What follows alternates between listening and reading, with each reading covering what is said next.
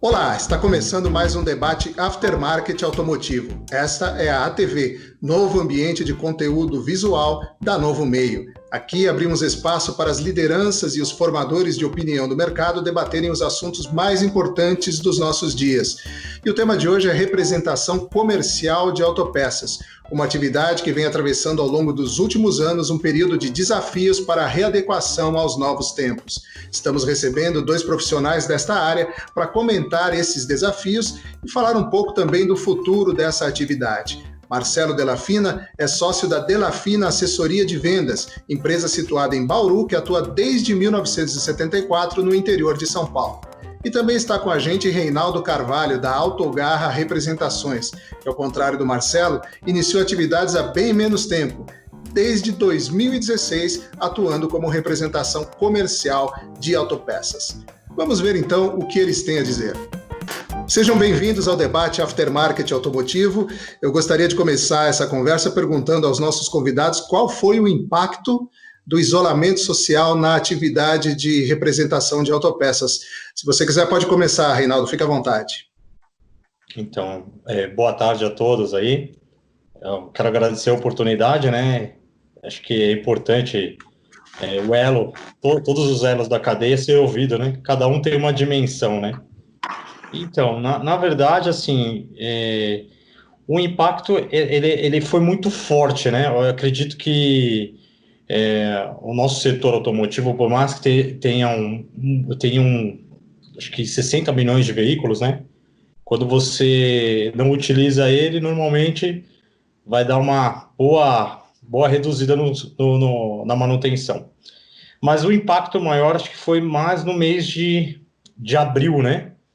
Porque na hora que começou a situação de fechar as lojas toda, acho que todos os empresários não estavam entendendo muito bem, né? O impacto foi em torno de uns 90% a queda no faturamento, acho que da minha parte aqui, das empresas que eu represento, e conversando com outros amigos também. Então foi um impacto bem ruim para o setor, né? Marcelo, especificamente aí falando como um profissional de grande experiência na representação comercial, o que você pode dizer sobre esse momento? Primeiro, boa tarde, Cláudio, boa tarde, Reinaldo, boa tarde a todos. Esse impacto, no primeiro momento, ele foi, posso dizer, de uma grandeza absurda, porque todos se pegaram uma coisa muito diferenciada no primeiro momento, né? Dava para notar que, assim, até agora, essa situação, ela ainda vai criar diversas sequelas, mas nesse primeiro momento, todo mundo, o mercado ficou perdido, assim, como iria iniciar, ou que quando vai voltar, todas essas dúvidas, né? Como que fazer um histórico de estoque, ou nível de estoque, enfim. O impacto, ele foi muito expressivo, e eu acredito que essas sequelas ainda, com o tempo, ainda nós vamos aprender muito com tudo isso daí, né? Reinaldo, você tem uma atividade no segmento de representação comercial de autopeças mais ou menos recente. Eu vi que você iniciou sua carreira em 2016 e era um período em que muitos dos representantes já experientes, tradicionais, já vinham mostrando certa frustração com a evolução dessa atividade. Eu gostaria de te perguntar qual foi o fator decisivo que te atraiu a iniciar uma carreira nesse segmento? Então, de princípio, eu já vinha atuando na área comercial há mais ou menos desde 2010, mas internamente, né? Trabalhando internamente numa empresa de autopeças. E em 2016, eu, com algumas mudanças, eu achei, assim, que dentro daquela experiência que eu ganhei nesse período, eu conseguiria trabalhar com um escritório de representação, que tinha tudo a ver comigo. E assim, o que eu percebi que o mercado, em 2016, por mais que tenha muito representante, e esses representantes, eles são muito fortes na rede, né? Principalmente quem tem as fábricas que já tem um tempo maior de comércio, né? E eu precisava fazer alguma coisa na prestação de serviço. Então, por exemplo, quando eu fiz antes de começar o escritório, eu me planejei inteiro e fiz uma situação de cross-referência muito grande. Então, eu me preparei, até porque o nosso mercado tem muita marca, né? Então, foi um fator determinante. E eu consegui, né? Graças a Deus, assim, 2016 eu venho de lá para cá crescendo bastante, né? E eu acho que com esse modelo de prestação de serviço, tanto com informação para a fábrica, quanto com a informação para o cliente, eu consegui me superar aí um pouquinho essa expectativa, essa dificuldade, né?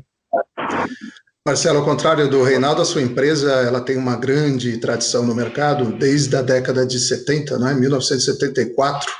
Eu gostaria que você desenhasse um pouquinho a evolução da representação comercial nesse período e comente aí, por favor, o que diz o Reinaldo aí sobre esses últimos anos de mercado de reposição. Eu, assim como qualquer profissão, a representação comercial ela tem que estar sempre se adequando ao que está acontecendo no mercado, né?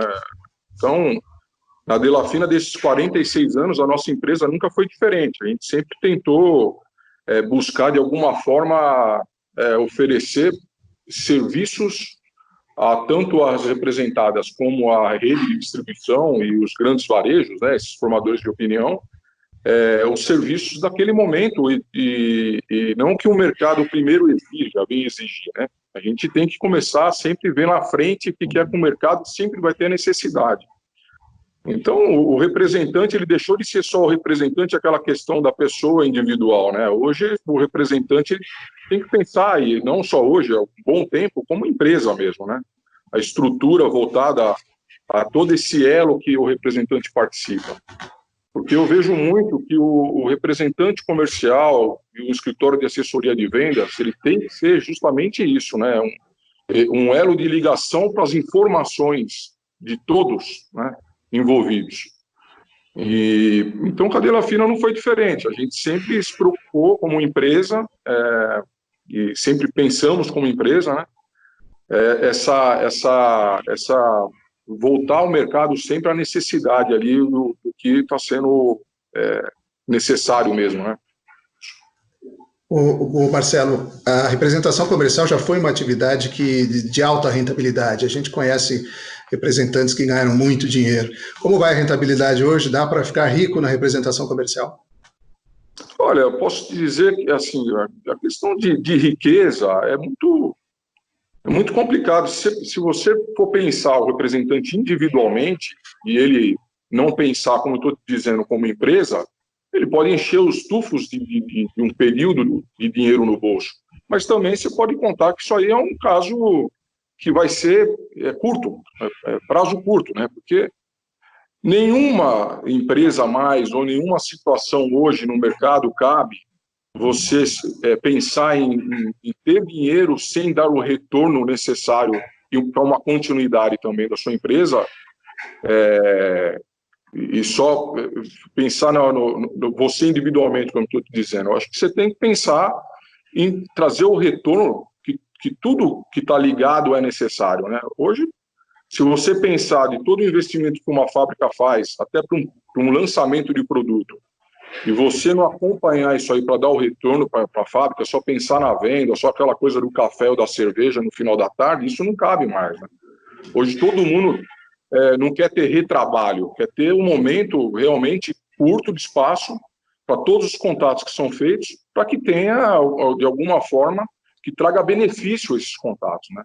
Então você tem que se preparar, a sua empresa tem que se preparar, tanto para as representadas como para os próprios distribuidores, enfim, todos os contatos, como eu estou te dizendo. Agora, você está me perguntando a questão da riqueza. Eu acho que qualquer profissional, desde que você se prepare, que você tenha o que oferecer, e isso daí é uma coisa natural que depois venha a ser retribuído, né?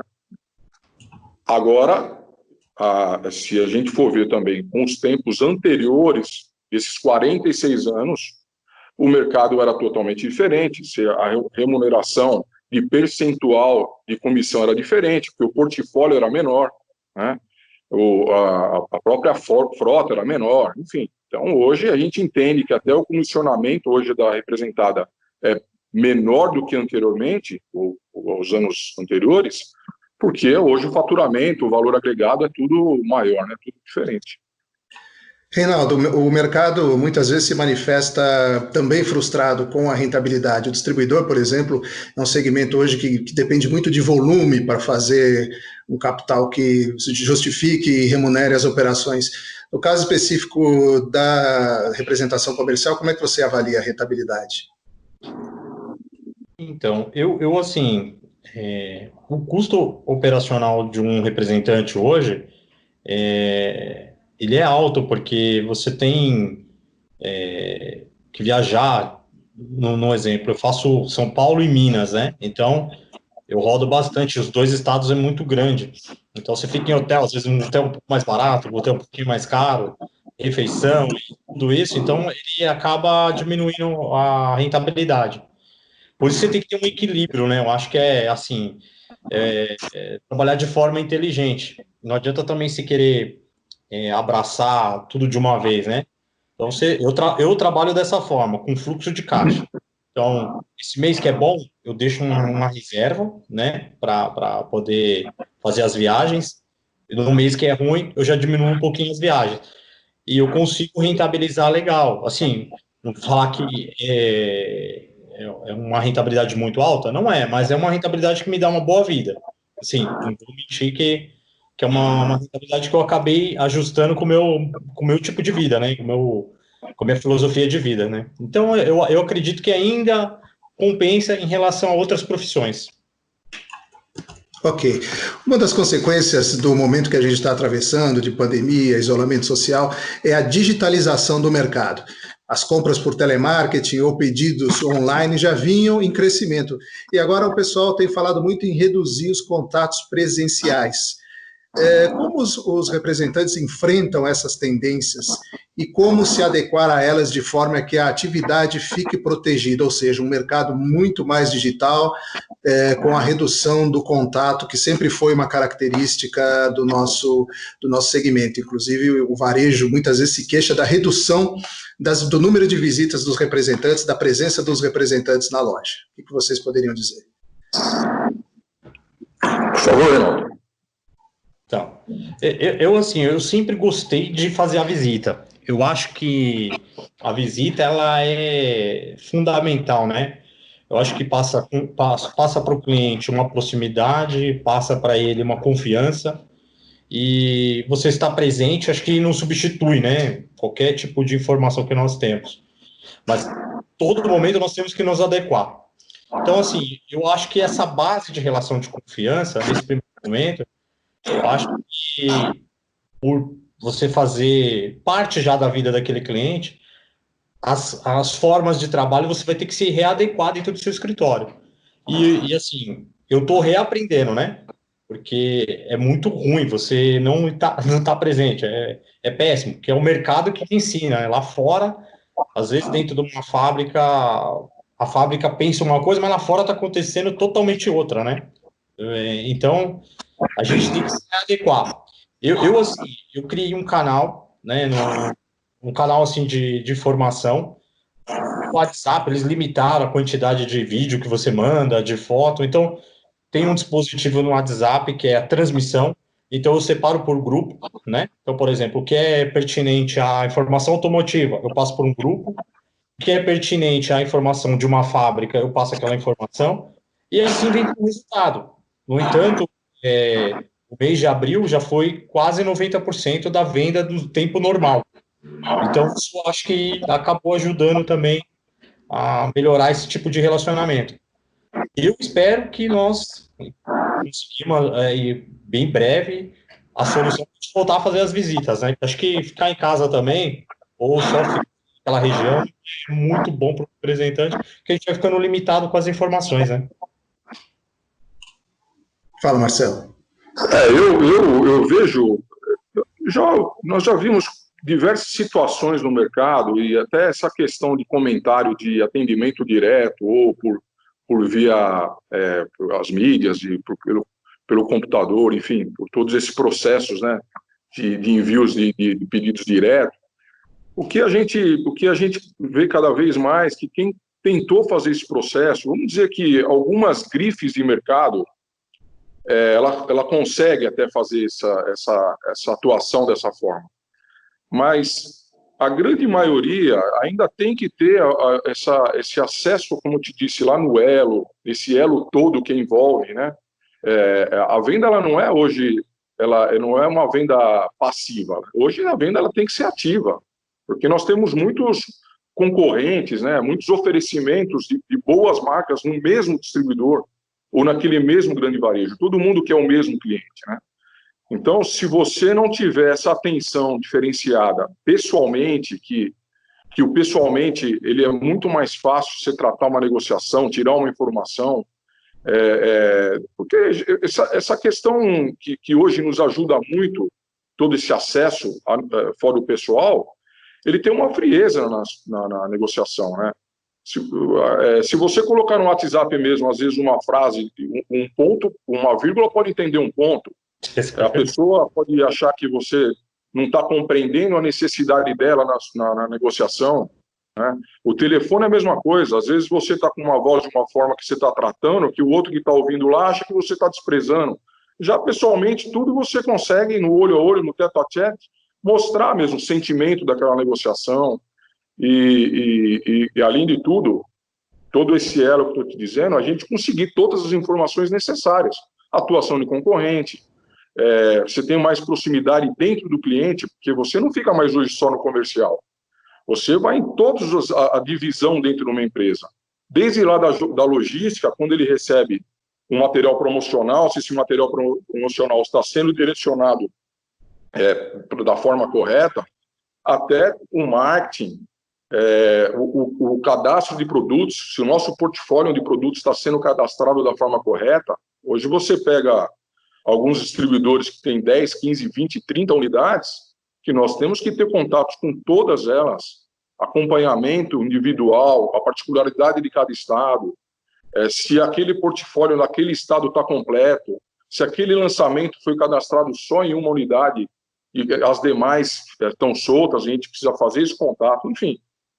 A Delafina, hoje, a gente, mesmo a nossa empresa só atuando com contratos fechados no interior de São Paulo, pelo fato de matriz ser na nossa área e ter unidades fora do estado de São Paulo, nós também estamos fazendo visitas presenciais nessas outras unidades, para que ali, pessoalmente, a gente consegue sempre tirar essas informações a mais que eu estou te comentando, né? E isso sempre dá muito resultado. Porque Perfeito. Pois não, completo. Só um detalhe dessa questão, porque como somos nós que estamos em contato aqui na matriz, e muitas vezes a unidade não tem esse acesso na matriz que nós temos para poder argumentar quando nós vamos lá nessa unidade de fora, o que está ocorrendo aqui dentro da matriz, né? A ideia, os comentários, levar mais o nosso fornecimento do nosso produto pode agregar naquela área. Enfim, eu acredito que para o nosso ramo sempre vai ser muito importante esse contato pessoal. O que vocês diriam que nesse momento, o maior desafio à atividade de representação comercial de autopeças? Se quiser começar, Reinaldo, fica à vontade. Maior desafio? São vários, né? Acho que assim, o desafio da representação hoje é a fábrica, a importadora, entender que você tem uma participação muito grande da determinada marca está dentro daquela prateleira. Como o Marcelo falou, né? Ele hoje é muito concorrente. Então, a marca não chega lá sozinha, ela chega através do representante, né? Do relacionamento do representante. Então, assim, o maior desafio é a fábrica entender isso, né? Não deixar faltar o produto, mas, ao mesmo tempo, te dar todo o suporte, né? Para mim, essa é a maior dificuldade. Eu acho que a outra dificuldade que a gente tem, assim, em relação a isso é a questão de muita empresa, ela às vezes ela contrata um representante e não tem o produto, né? Acho que ela tem que fazer o contrário, ter o produto lá e contratar o representante. A gente vai aprendendo isso com experiência, né? Então, de 2016 eu passei essa dificuldade, mas aprendi. Hoje, graças a Deus, eu tenho as fábricas que têm os produtos lá para trabalhar. E assim, eu acho que tem que estar todo mundo no mesmo barco, né? Então, a fábrica lá ajudar a gente quando tem um problema lá, um problema de garantia, um problema de falta de peça que não foi. Eu acho que todas as fábricas devem passar mais ou menos as mesmas coisas, mesmo ela sendo grande, às vezes acontece de um item lá dar um problema, às vezes uma mercadoria ficou parada na transportadora. Então, esse tipo de coisa, de agilidade de informação, a gente não ficar enrolando muito o cliente no sentido de resolver, né? Então, é mais essa situação. Fala, Marcelo. O representante comercial ele tem diversas divisões aí, vamos dizer assim, né, Cláudio? Porque se você entender, por exemplo, o representante da fábrica, ele tem mais suporte, né? Ele trabalha por trabalhar com uma marca específica, né? Já o distribuidor, o representante da distribuidora, o custo é muito alto para ele também sair, para fazer uma área muito grande. Eu acho que o maior desafio hoje que tem é para o representante da distribuidora, porque ele tem concorrente de diversos distribuidores com a mesma marca, né? E essa questão do custo pesa demais. Então, ele é minado por todos os lados, né?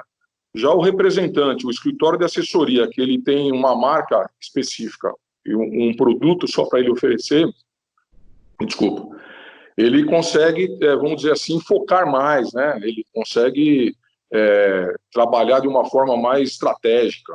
Você pega, por exemplo, a Delafina, nós temos uma empresa que temos lá as nossas colaboradoras internas, né, que dá todo o suporte para a gente poder sair na rua, já antecipando alguns desafios que a gente vai conseguir que possa encontrar aí no meio do caminho, né? Então, a gente já vai se preparando também para as visitas, se preparando, como o Reinaldo estava falando, também dessa questão da fábrica. Quando você vai visitar um cliente, a gente já chega com a previsão da mercadoria dele, se faltou um produto, de que forma que isso aí já vai ser resolvido. Então, a gente já chega com tudo pronto, para que também não tenha muito retrabalho e também não ficar tomando muito tempo daquele envolvido de cada setor, né? Então, o nosso maior desafio, eu acho que sempre ser desafiado, essa que é a verdade, para poder melhorar e colocar em prática sempre melhores situações, né? Perfeito. Bom, foi citado aí numa das respostas anteriores a questão das compras diretas, o Marcelo comentou as tentativas que não deram certo. Na verdade, o que a gente tem visto nos últimos tempos, e não é de hoje, é uma flexibilização mesmo dos canais de fornecimento, de consumo entre os diversos elos da cadeia de reposição. Antigamente essa cadeia era considerada bem mais rígida, hoje a gente vê em diferentes circunstâncias todo mundo vendendo e todo mundo comprando de todo mundo, né? E eu queria perguntar para vocês se essa flexibilização dos negócios entre os diversos elos da cadeia de reposição automotiva é uma questão de sobrevivência, adequação aos novos tempos, ou pode se caracterizar uma falta de ética empresarial? Como é que vocês avaliam isso? Eu não entendo como uma falta de ética, sabe? Eu entendo realmente como cada empresa vê a sua forma de atuação, né? Ou até uma questão de sobrevivência mesmo, né? Como você acabou de frisar há pouco tempo, as margens, as rentabilidades estão muito baixas hoje, né? Então, se você tem uma concorrência de distribuidores que atuam diretamente em certos pontos, e você deixa ele atender também, você já começa a perder uma grande fatia. Porque se de 10, 8 estão praticando dessa forma, se você começa a ficar fora, você perde esse nicho de mercado que está acontecendo. Agora, o que a gente sempre entende do distribuidor e vê que não é banalizar, né? É sempre sair com uma certa coerência.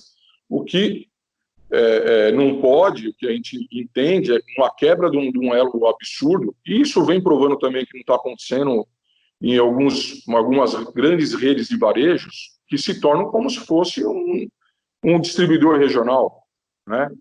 Então, se você entender que o próprio varejo teve também que se atualizar para poder competir com esse mercado, se você olhar a rede de varejo e entender que ele também vende para oficina e vende para o centro automotivo, só que ele é visto como um distribuidor ou um atacado regional, ele está quebrando essa cadeia? Ele não, ele está lá atuando em cima do que o mercado fez ele exigir, uma atuação diferente, abrindo mais pontos de lojas, né, para ele poder crescer, sobreviver. Eu acho que o nosso segmento automotivo ele está passando ainda por fases que outros segmentos já passaram há muito tempo, sabe? Você pega o próprio questão farmacêutico, né, e outros que estão na nossa frente, vamos dizer assim, que agora o ramo automotivo está começando a se adaptar na reposição com isso daí, né?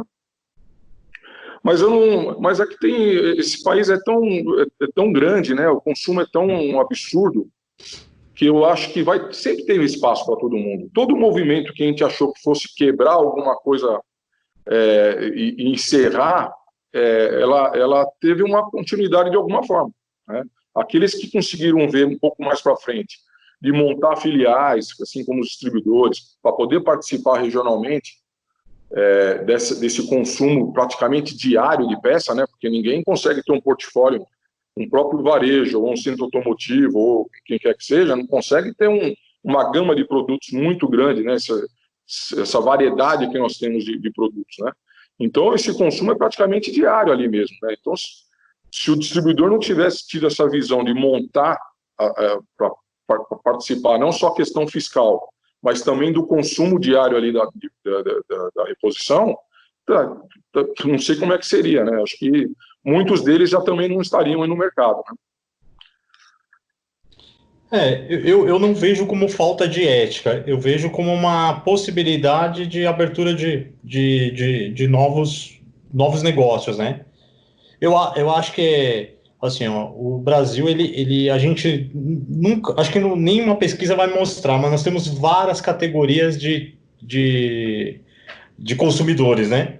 Então tem o cara que tem aquele carrinho velho que a gente não vê mais na rua, tem aquele que tem o carrinho mais novo, tem aquele que tem o carrinho do meio, tem aquele que tem o carro de luxo.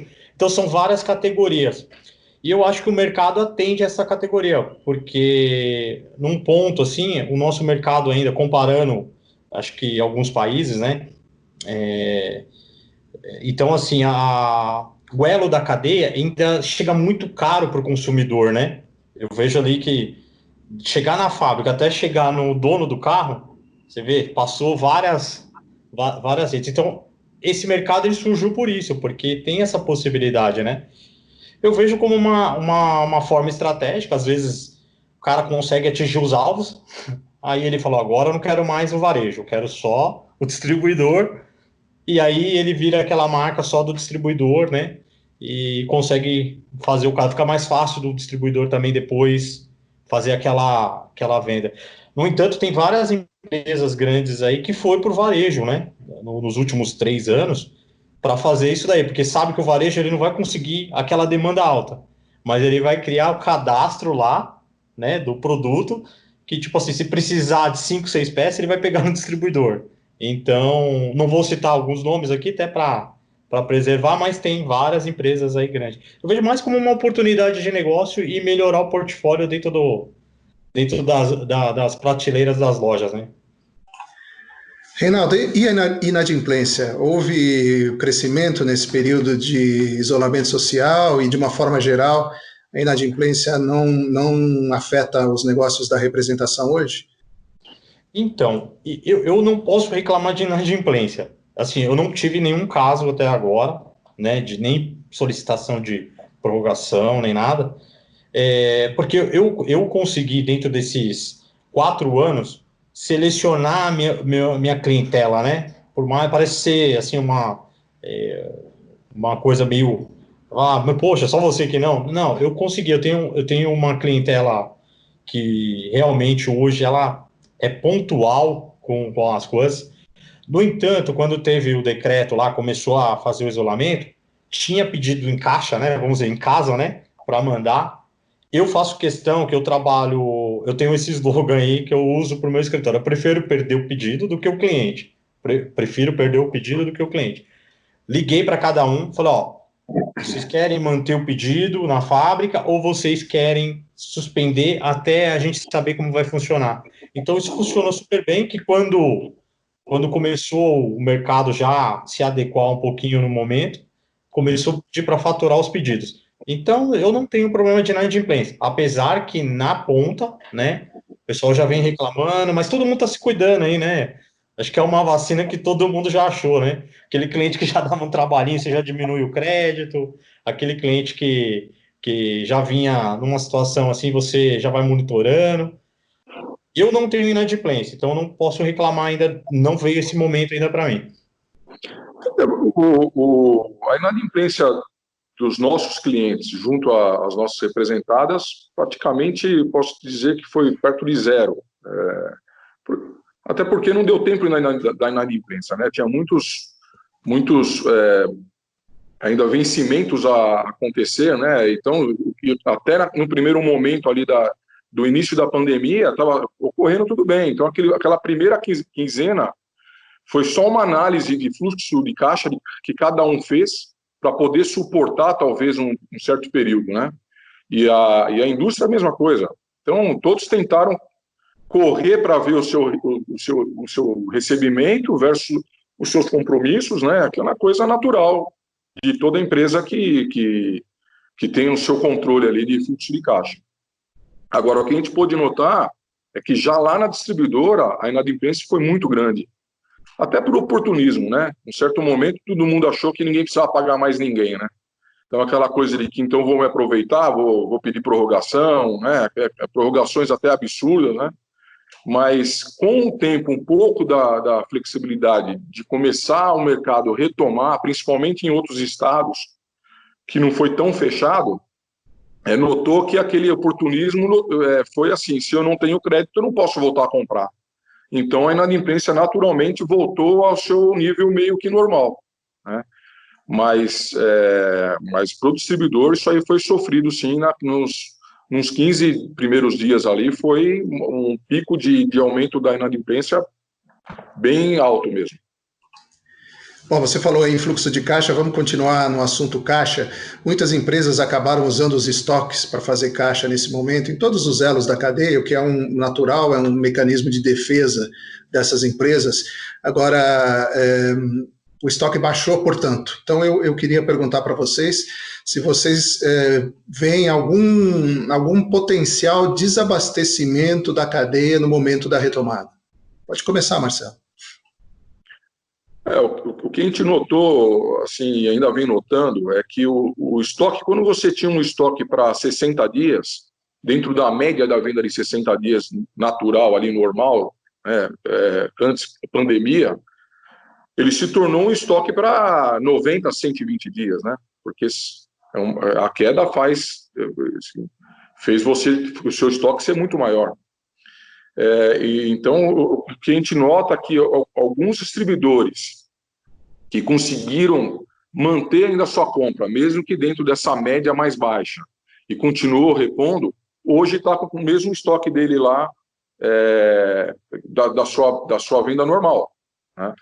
Outros já fizeram exatamente como você disse, deixaram baixar mais o estoque, não fizeram compra nenhuma, e agora, como está voltando ao normal, ou perto do normal, 70%, 80% da venda normal, eles começaram a retomar essa compra com estoque mais desabastecido, só que as fábricas também estavam com o pessoal praticamente metade de férias coletivas, né, ou com a sua produção muito mais baixa, que começou um desabastecimento pequeno ali no começo, né, nessa retomada agora de 15 dias para cá, 20 dias para cá. Mas como também, até acho que por uma questão fiscal, todo o pessoal teve que voltar para a fábrica e retomou essa produção, das nossas representadas a gente nota que está tudo já dentro do padrão normal, sim. Agora, já que era uma preocupação nossa, e não uma preocupação, mas que a gente via que ia começar a ter um desabastecimento maior no mercado, é a questão da importação, né? Por todos os problemas criados em outros países também, esse aumento do dólar, que agora a gente nota que essa semana aqui está tendo uma queda bem grande também, né, acentuada, então acho que o importador vai começar a voltar a ter a sua capacidade de importação, mas se não ocorresse isso daí, ia ter um desabastecimento geral, porque tem muitas importadoras hoje que têm produtos que o fabricante nacional não tem, né? Ou se tem, ele não tem capacidade de produção, de abastecer o mercado, né? Então, acho que esse daí seria o maior problema do nosso segmento, e coisas que a gente agora está notando que está voltando à normalidade também. Reinaldo, antes de você responder, eu queria até emendar uma outra pergunta. O Marcelo falou na questão do dólar, a questão cambial, e eu queria que você comentasse também em relação aos preços das suas representadas. Você está recebendo muitos aumentos? Como é que está a situação? Além, é claro, da sua resposta aí para a questão anterior. Tá. Então, em relação ao desabastecimento, eu acredito assim que como o mercado brasileiro estava carregado, tinha bastante produto, eu acho que nesse primeiro momento, acho que ainda não vai sofrer o desabastecimento. Agora, em relação à importadora, eu acho que, assim, é difícil você... Eu fico pensando assim com a cabeça do empresário importador, né? Até uma fábrica nacional que depende de um componente lá fora. Eu fico imaginando ele assim, pô, e agora? Compro, não compro? Porque lá eles estão trabalhando 6 meses na frente. Hoje, até um amigo meu falou assim, ô Reinaldo, você pode me dar uma previsão para 90 dias? Eu fiquei sem resposta. Acho que a primeira vez que eu fiquei sem resposta, porque a gente não sabe, né? A gente não sabe se vai continuar essa redução de pessoas, se o mercado brasileiro vai aquecer de uma forma rápida, se vai desacelerar, se o dólar vai subir de novo, se vai baixar. A gente está vamos dizer assim, uma incógnita tão grande no período. Então, assim, os importadores que são bem estruturados, esses vão conseguir sair de uma forma adequada. Agora, os menores importadores, esses vão ter mais dificuldade. Então, pode ser que algumas marcas eles acabam tendo um probleminha aí, mesmo baixando o dólar agora, vê que acho que foi para R$5, né, se eu não me engano, hoje, né? Eu acho que eles estão numa situação um pouquinho mais delicada. Agora, porque já é mais favorável, eu acho que ele vai dar uma balançada ali, mas vai seu nível de estoque, tudo de forma adequada, né? E os preços, né? Você vê, na semana passada, eu já estava com um pensamento. Falei, porque os importadores estavam soltando reajuste de 3, 4, 7, né? E o dólar subindo mais de 20%. Na minha cabeça, não funciona essa conta, né? Eu falei, cara, como que pode? Dessa vez já... E agora? Então, eu acredito que nós vamos ter um reajuste de preço. Acho que até para uma segurança da rede, né? E vou te dar um exemplo. Você vai no mercado hoje, ramo alimentício, aumentou a demanda e os preços aumentaram, né? Porque os caras... É diferente do mercado de peça. Aqui, os caras não conseguem acompanhar. Quem faz o preço é o mecânico, é o lojista que faz o preço, não é a fábrica, né? Então, eu acho que nós vamos ter uma adequação de preço, talvez aí uns mais, outros menos, mas nós vamos ter uma equiparação de preços. E os preços, Marcelo, como é que você está vendo isso e está recebendo principalmente aí suas listas? Não, assim, no primeiro momento, nós não tivemos nenhum impacto grande de reajuste. Eu acho que até, como o Reinaldo comentou, alguns insumos de importação, algum produto específico que precisa de um produto de importação, que acabou tendo uma alteração dentro de um portfólio todo, um realinhamento, vamos dizer assim, né?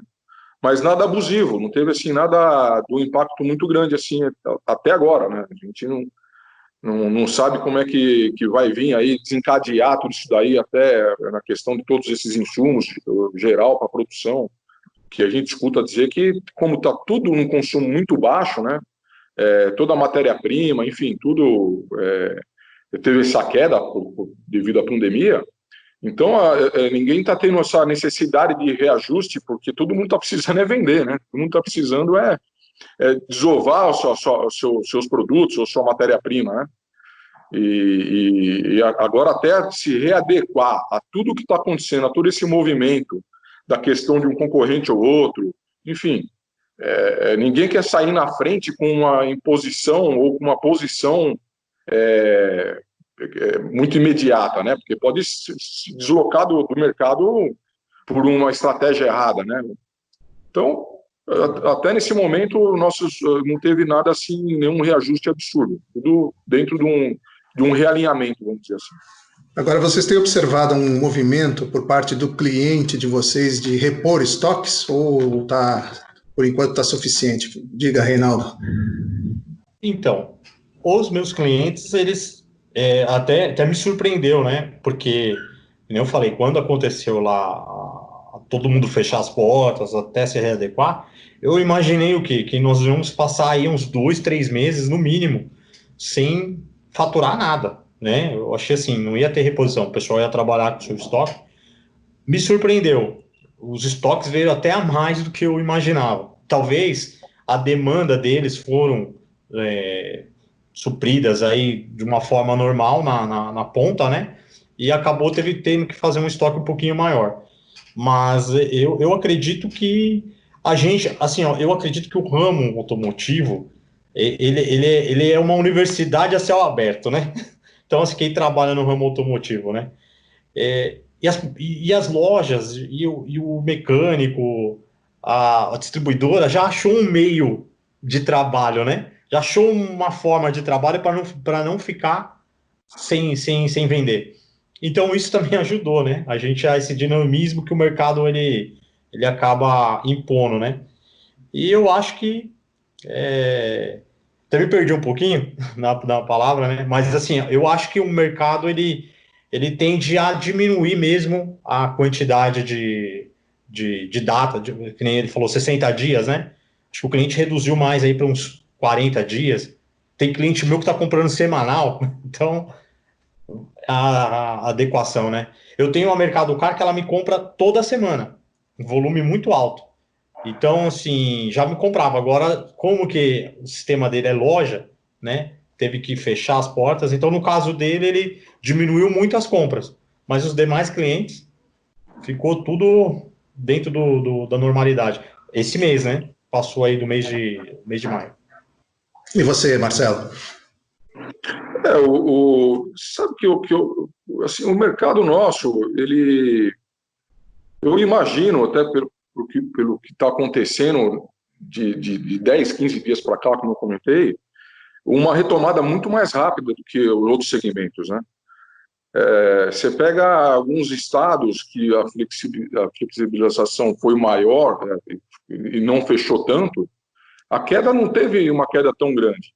Até dentro daquilo que nós estávamos conversando, que não existe o certo ou errado, né? Mas o distribuidor que atende esse centro automotivo e oficina mecânica teve uma queda menor, porque a atividade continuou, né? No primeiro momento, ninguém saía de casa, mas daqui a pouco começou a notar que tinha um percentual de pessoas que tinham necessidade de sair de casa, que você vê, por mais que foi feito isolamento, 50% ainda estava andando na rua, 50% ainda estava se movimentando, 50% é um número baixo, mas se a gente entender a quantidade de consumo que tem no país, acaba não chegando a estaca zero. Então, o estoque do distribuidor hoje, ele voltou, a grande maioria voltou a se preocupar em fazer, até pela essa questão da demanda reprimida e também de achar que pode ter um problema de recebimento, de fornecimento, voltou a assumir a gestão de compra perto do normal já. E já o varejo também deu uma sustentação também, essas grandes lojas de varejo, teve uma sustentação para que a nossa queda do nosso segmento não fosse tão grande também. Porque mesmo trabalhando ali no delivery e tudo, a oficina mecânica, o centro automotivo já está acostumado nessa questão do delivery, né? de chegar e mandar a moto levar, ou ir lá buscar no balcão, enfim. Então, isso daí não foi nada de novidade também, né, para os nossos aplicadores, né. Então, isso daí acabou dando uma sustentação.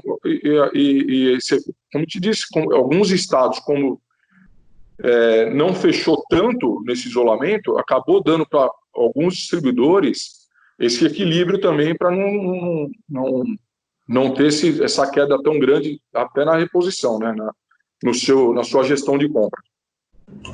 Eu queria retomar um assunto que você tratou bem no comecinho, Reinaldo, a respeito de serviços por parte da representação comercial. O pessoal diz muito que o tirador de pedidos não tem mais lugar no mercado, né? E ele foi substituído por um consultor de negócios. Então eu gostaria que você me dissesse o que é um consultor de negócios no segmento de representação comercial. O que o representante faz hoje que não tinha que fazer antes? Eu acho que, na verdade, o cliente hoje está com um tempo muito reduzido, porque ele recebe várias fábricas lá. Então, você tem que ser o mais assertivo possível nas suas visitas, né? Então, assim, desde que eu vou municiado de informação, entendeu? Desde que eu sei... Eu vou dar um exemplo, assim, eu vou em um cliente que eu quero conquistar ele, eu sei, eu tenho que saber qual a marca que ele tem lá, que é competidora comigo, eu tenho que entender quantos por cento do negócio dele, que é aquela marca, e eu tenho que mostrar o diferencial para ele. Se ele não souber disso, então eu tenho que levar para ele o bolo pronto, né? Não adianta eu pegar, levo estudo, tá aqui, ó, tá vendo meus preços aqui, ó, eu tenho 50 itens que ele não tem, me dá uma oportunidade nesses itens, e aos poucos você vai conquistando um espaço. E assim, você tem que trabalhar para a fábrica também, né? Que é o quê? Levar informação.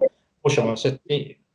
assim, ó, o que eu aprendi nesse nosso negócio aqui de representação é que a fábrica tem seu portfólio de produto que é incrível.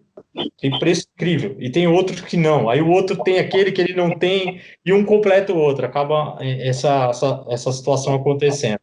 Então, você tem que ter essas informações. Então, você tem que ir lá. Não é mais lá tomar um cafezinho, ir num churrasco com o cliente. Você tem que ir lá levar a informação para o cliente, você pegar essa informação lá do cliente, levar na fábrica, você ter tudo aqui mais mastigado possível, né? Que nem eu não sei, né? Eu sou novo na parte de representação, e assim, uma coisa que eu percebia muito, que digitar pedido, né? Eu não digito nenhum pedido, meu sistema já é um sistema que ele já transforma para dentro do meu programa e já vai facilitado lá para a fábrica, então eu não tenho mais essa dificuldade de digitar pedido. Então, se me passar 20 pedidos, em 10 minutos está nas fábricas, desde que tenha internet, né? Então, eu não tenho mais esse tipo de coisa. Cotação, que eu recebo bastante cotação, às vezes rapidinho também, com as diversas marcas, você tem que trabalhar em prol do cliente, em prol da fábrica, e o cliente tem o menos trabalho possível. Ele tem que lembrar de você só na hora de repor o produto e você oferecer, né? Eu faço um trabalho, eu não... o que eu aprendi também no mercado foi o seguinte, a fábrica tem lá 100 itens, o cara me compra só 20. Se eu for lá para ele comprar os 80, ele não vai me comprar os 80. Então, eu trabalho de uma forma minimizada.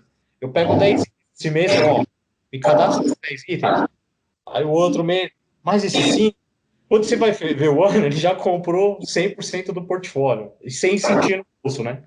Então, acho que é a maneira de trabalhar, uma prestação de serviço, tanto para a fábrica, até para desenvolver, né? Porque hoje eu percebo que o nosso mercado ele não tem um estudo para desenvolver produto, né? Tipo, lança o Tikhonchenko. Aí, passou 2 anos, tem 50 Tikhonchenko e toda a fábrica lança. Vai ficar o produto parado lá, vai demorar 1 ano para vender. Então, a gente tem que levar essa informação para a fábrica, né? E é uma forma. E eu trabalho muito com estratégias de vendas, né? Então, eu tenho algumas representadas, então, eu dou foco em todas. Para mim, todas são importantes. Eu trabalho cada dia uma representada. E cada semana, depende do portfólio, eu apresento um produto novo. E nisso vem, assim, ó, só para ter de número, hoje meu escritório vende um total de quase 40 mil peças. Do 0 para 4, quase 40 mil peças. Então, tá dando certo, né? Então é isso, eu acho que é mais a prestação de serviço pro Elo, tudo, e acho que a gente consegue chegar no número adequado, né?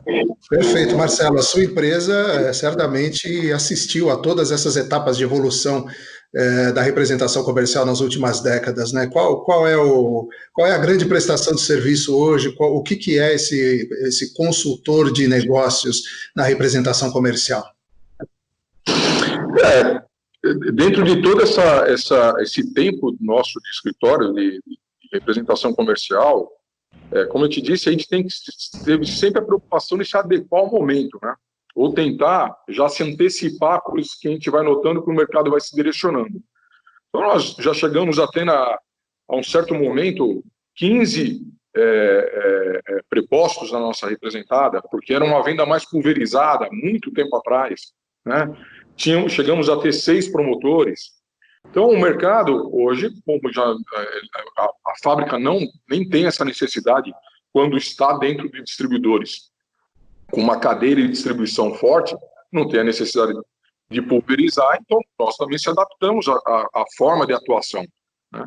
Hoje, o que a gente entende é que cada vez mais todas as situações que a gente vai levar, tanto para o cliente como para a representada, ela é muito importante para qualquer tipo de ação, né? Então, quando você tem esse contato na parte comercial, no distribuidor, ou nos nossos clientes, que você tira informação de mercado, ou além de tudo também, como é que a nossa linha está andando, e passar a informação desse apoio que a representada pode nos dar para ter evolução e crescimento, é muito importante, né? Na Delafina, nós sempre tivemos uma preocupação na questão da informática, né? Porque informática e informação é tudo para você fazer uma boa visita. Então, no primeiro momento, há muito tempo atrás, até quando algumas representadas nem faziam esse tipo de trabalho, nós já fazíamos o que a gente usa dentro lá internamente, o compra ou não compra. Então, tem toda a lista lá de produto da representada, versus cruzar o que o distribuidor vinha comprando a cada 90 dias. Então, a gente começa a identificar os itens que o distribuidor não tem para depois fazer esse trabalho que o Reinaldo está dizendo de complementação de linha. E diversos outros serviços, né, outros trabalhos a gente tem que oferecer. Hoje, por mais que a fábrica também tenha o promotor, você tem que participar na linha lá na frente do marketing. Você tem que acompanhar as dinâmicas e campanhas de vendas, né? Porque é lá quem decide que vai acionar e vai também fortalecer essa nossa ação lá internamente, porque senão ela só fica mais uma, né? O distribuidor hoje tem 150, 200 fornecedores. Se você fizer uma campanha junto com mais 10 fornecedores e você não acompanhar isso daí, e o promotor também não consegue também estar em todos os lugares, nós temos que também fazer em conjunto esse processo, né, esse trabalho. Então, são diversos outros pontos hoje relacionados que o representante deixou de ser só o tirador de pedido, como dizia antigamente, né? Hoje ele tem que estar envolvido em todos os setores, para poder saber realmente as suas ações direcionadas entre a representada e o cliente, né? Muito bem, então para nós, perfeito. Quer completar, Marcelo? Não, é só isso. Ok.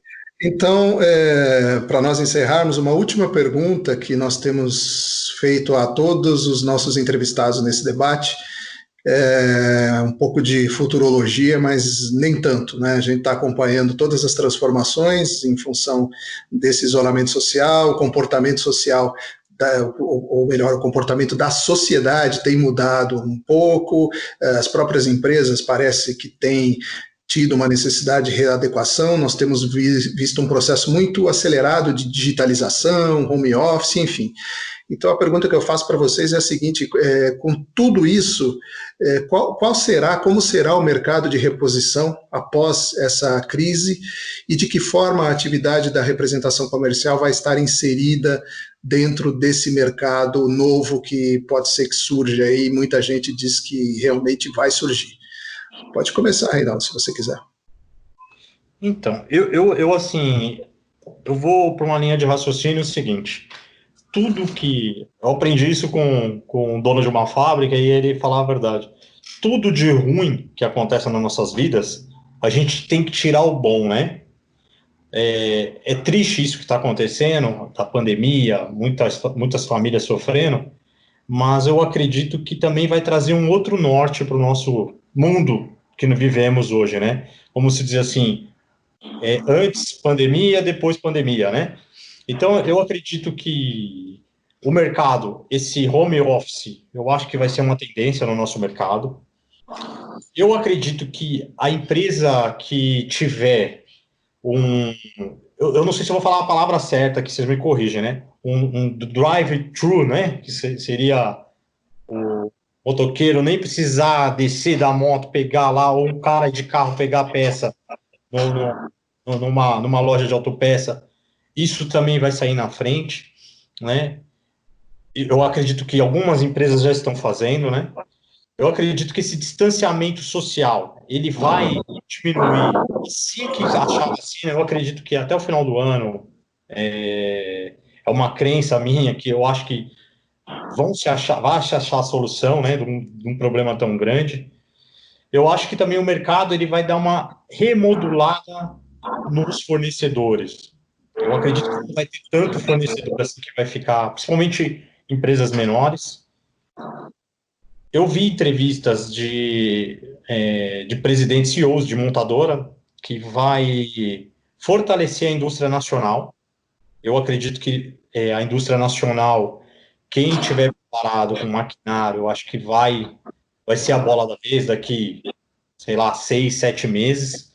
Eu acho que o mercado ele vai ficar atento para isso, para não ficar dependendo muito do importador de uma situação dessa, né? Olha só a situação que a gente está vivendo.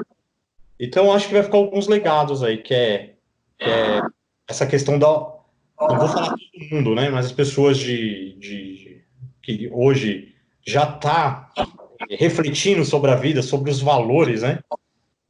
Hoje, o que falta fazer um abraço, né? Não poder dar um abraço, né? Talvez a amizade num ramo automotivo, que às vezes todo mundo se encontra só nos eventos, talvez essas amizades elas melhorem após isso, porque o pessoal vai sentir falta, né? É uma engrenagem, né? Acredito que várias coisas aí vai vir para o benefício, né, não só do nosso segmento, mas no segmento geral, né? Então, eu acredito que o nosso mercado ele é dinâmico, né? Eu acho que é um mercado que as pessoas agem rápido da forma que vão fazer e acabam dando certo. Então, acho que vai ficar um legado de bastante união aí nessa pandemia. Marcelo, sua expectativa, então? Expectativa de tudo que tem alguma transformação, alguma coisa do impacto tão grande, né, e generalizado, né, porque hoje, se a gente pensar, todos estamos na mesma situação, né, então não é só questão do nosso ramo, né, nós, seres viventes nesse planeta, né, então aquele que sempre num impacto tão bruto desse, que nós tivemos que tirar a nossa vivência do automático, né, porque muitas vezes a gente vive no automático, né, como o Reinaldo está dizendo, quem tem uma abertura de consciência agora para poder observar o que nós podemos nos transformar com tudo isso que aconteceu, eu vejo só com muita melhora, porque a gente sai do automático e começa a ter outros valores, começa a perceber que tem muitas coisas que realmente fazem falta, né? Tanto na nossa questão vida pessoal como na profissional. E tudo isso aí vai se adequando, sabe? Porque eu acho que nada ontem era bom, mas agora a pandemia está mostrando que não era. Mas será que daqui a um tempo realmente vai mostrar também que isso tem que ser, esse choque tem que ser essa transformação assim tão rápida para todo o segmento, ou para toda a forma, né? Que nem o home, eu acho excelente em algumas situações. Essa necessidade toda de todo mundo chegar no mesmo horário no seu emprego, todo mundo sai, todo mundo lota o seu transporte público, todo mundo fica parado no trânsito, e aquela questão do automático, por exemplo, para você. Essa remodulação, isso eu acho que é transformador. A questão do home, que produtivo, né? É aquele que tem a consciência profissional, que o home não é umas férias, né? É continuar com produção, intercalando ele também lá fazendo o seu convívio na sua empresa, que é importante, né? Se só deixar uma pessoa em home, ela começa a perder a figura da empresa, né? A essência da empresa. Então, vai intercalando. Enfim, eu acho que tudo, quando você pega, e é um ponto que o Reinaldo falou que também que é importante, toda crise ou toda situação, que até um primeiro momento parece ser ruim, se você tiver abertura de consciência, você consegue tirar coisas boas, né? E no nosso segmento, eu acredito que também não vai ser diferente. Vamos dizer que nós temos não vou dizer sorte, mas essa retomada mais rápida que outros sofridos segmentos vão ter, né? Por mais que a gente possa olhar, mas a demanda ela pode ser menor, o poder aquisitivo vai ser menor, você olha por outro prisma também, que se a demanda, se o poder aquisitivo está menor, a reposição e a manutenção vai ser maior, né? Então, é que a gente fica nas lógicas, né? A gente vamos ter que aprender tudo novamente, né? Mas eu sempre olho com otimismo. Sempre, desde 46 anos da Delafina, a gente já passou por tantas situações que eu posso dizer que em nenhum momento a gente desanimou. Sempre teve otimismo e buscou se adequar ao que o mercado, ou o que vem ocorrendo no nosso cotidiano, aí a gente colocar em prática, né? Perfeito. Muito bem, então eu gostaria de agradecer a participação de Marcelo Delafina, sócio da Delafina Assessoria de Vendas, Reinaldo Carvalho, da Autogarra Representações. Muito obrigado, foi um prazer recebê-los aqui no debate Aftermarket Automotivo e até uma próxima oportunidade. Eu que agradeço a oportunidade, acho legal esse bate-papo. Vamos dizer assim, um escritório com tanto tempo, né, de vivência, tantas crises que já passaram, tantas informações, né? A gente só agrega, né? Eu agradeço também, Marcelo, dessa conversa e essa oportunidade de entender um pouco melhor também esse dinamismo, né? Como que funciona, né? Obrigado e pode chamar, assim que precisar, estou à disposição. Nós também, eu em meu nome, em nome da nossa empresa, da Delafina, agradecemos por esse espaço, que é muito importante para a gente poder colocar a nossa cara no mercado e a posição do escritório de assessoria e de representação comercial, ainda mais numa mídia, né, tão importante do nosso ramo, que é a de vocês. E eu queria dizer para você, Reinaldo, que toda a questão que a gente escuta muito no mercado, que às vezes o representante vai acabar, você é exemplo que ele não vai acabar. Você está com o seu escritório novo, você está tendo oportunidade de representadas, o que a gente entende é que aqueles que não se atualizaram dentro de tudo que nós estamos falando aqui, realmente, não só o representante, como qualquer profissão, vai ficando para trás, né? Então, também agradeço sua participação, agradeço esse contato, e a todos vocês, uma boa tarde, muito obrigado. Obrigado então. Obrigado, Reinaldo. Obrigado, Marcelo. Até a próxima, até o próximo debate Aftermarket Automotivo.